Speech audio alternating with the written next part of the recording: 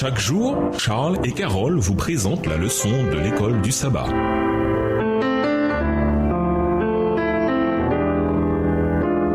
Bienvenue dans votre émission Dieu nous parle. Sur de mercredi, une autre raison de se reposer. Le peuple d'Israël était installé sur la rive orientale du Jourdain. Il avait pris possession des terres du roi de Bachan et de 2 rois des Amorites. Une fois de plus, en ce moment crucial, Moïse a réuni les Israélites et leur a rappelé que l'alliance conclue au Sinaï n'était pas seulement pour leurs parents, mais pour eux aussi. Il a insisté sur les 10 commandements, toujours pour leur bien. Comparons Exode 20, les versets 8 à 11 et Deutéronome 5, les versets 12 à 15. En quoi la façon dont le commandement du sabbat est formulé est-elle différente?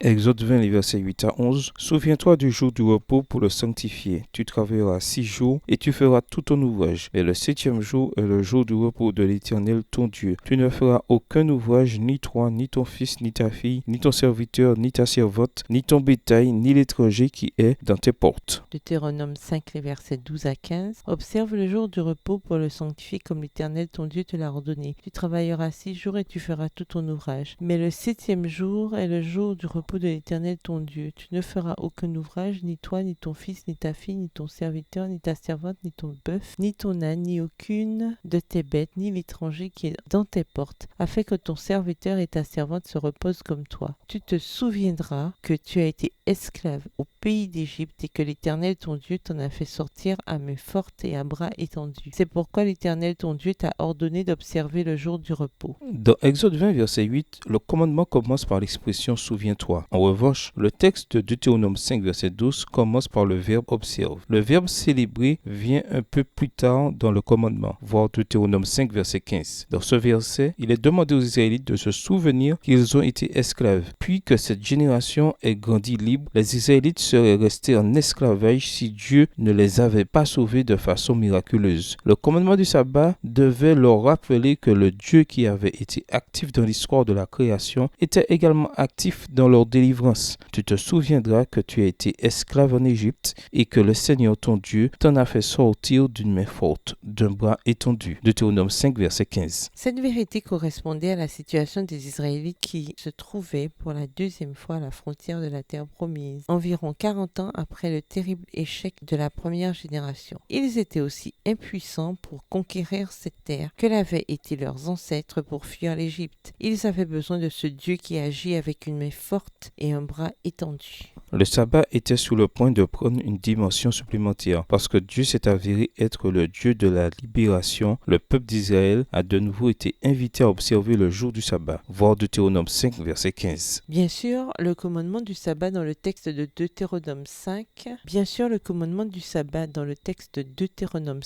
était aussi lié à la création, même si le sens était légèrement différent. D'une certaine façon, la libération du peuple d'Israël de l'Égypte a été le point de départ d'une nouvelle création, similaire à la création relatée dans la Genèse. En peuple libéré, Israël était la nouvelle création de Dieu. Voir aussi par exemple Ésaïe 43, le verset 15. Et parce que l'Exode est considéré comme un symbole de libération du péché et donc un symbole du salut, nous pouvons trouver en lui un symbole à la fois de la création et du salut. Ainsi, de façon très claire, le sabbat nous amène à Jésus, notre Créateur et Rédempteur. Lisons Jean 1, les versets 1 à 13. Que nous enseignent ces versets sur Jésus, notre Créateur et notre Rédempteur? Jean 1, les versets 1 à 13. Au commencement était la parole et la parole était avec Dieu et la parole était Dieu. Elle était au commencement avec Dieu. Toutes choses ont été faites par elle et rien de ce qui a été fait n'a été fait sans elle. En elle était la vie et la vie était la lumière des hommes. La lumière luit dans les ténèbres et les ténèbres ne l'ont point reçue. Verset 6. Il y eut un homme envoyé de Dieu, son nom était Jean. Il vint pour servir de témoin, pour rendre témoignage à la lumière, afin que tous crussent par lui. Il n'était pas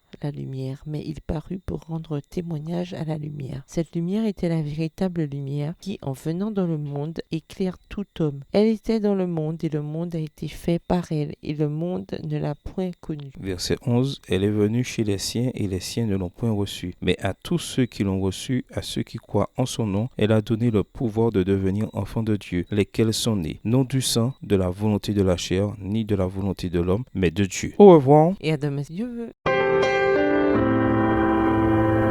Dieu nous parle. Chaque jour, Charles et Carole vous présentent la leçon de l'école du sabbat.